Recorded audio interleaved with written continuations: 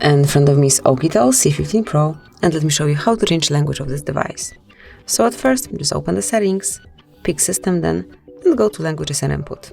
Now go to Languages, and by tapping on Add a Language, you can choose any language from this list. As you can see, it's quite long, so you'll definitely find something suitable, and just locate the language that you want to apply.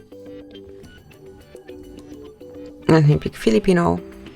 Then slide it up to the first place, because the first one is a default one. And as you can see, from now on, Filipinos is your default language. So the whole device is in this language.